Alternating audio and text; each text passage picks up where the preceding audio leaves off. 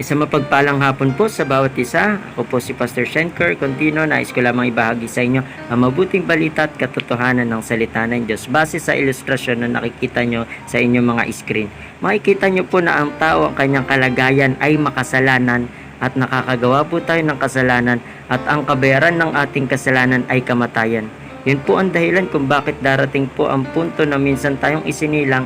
Darating din ang panahon na tayo lilisan sa mundong ito, yayaon, sapagkat kabayaran ng ating kasalanan, maaaring sa pamamagitan ng aksidente o kaya tayo magkasakit o di kaya maging biktima ng mga krimen o masasamang tao, anumang rason na ikamamatay natin dito sa pisikal na mundo, tayo hihiwalay, aalis dito, sapagkat ang katotohanan sa Biblia, kabayaran ng ating kasalanan at kamatayan, merong ikalawa sa impyerno. Ayan ang kahatulan ng Diyos bilang siya ang makatwiran, pinakamakatwiran. Sa sino man nagkasala, tayo po ay may kamatayan at kahatulan.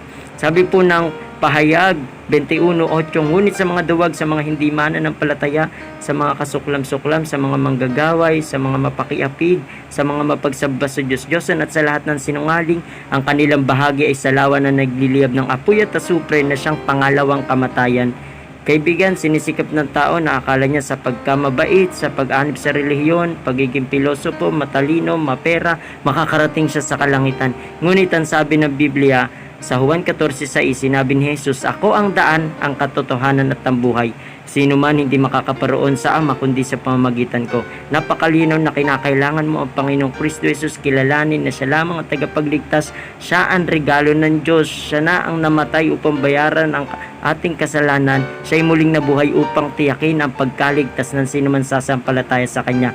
Kaya kaibigan, kung nais mong maligtas ang kaparaanan ng Diyos, si Kristo Jesus, magtatamo ka ng kapatawaran, kaligtasan, buhay na walang hanggan.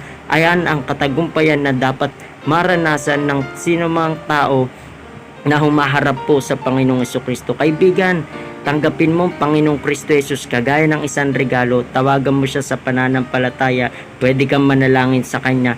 Kausapin mo siya ng ganito: Panginoong Jesus, ako po ay makasalanan. Inaamin ko, ako po'y karapat-dapat sa kahatulan. Patawarin mo ako sa aking di pagkilala sa iyo. Patawarin mo ako sa maling pagkilala ko sa iyo. Nagsisisi po ako sa lahat ng aking kasalanan. Tinatanggap kita ngayon sa aking puso bilang Diyos, Panginoon at tagapagligtas. Ikaw na ang namatay doon sa krus sa halip na ako. Muli ka nabuhay upang bigyan ako ng buhay na walang hanggan. Tinatanggap kita ngayon sa aking puso.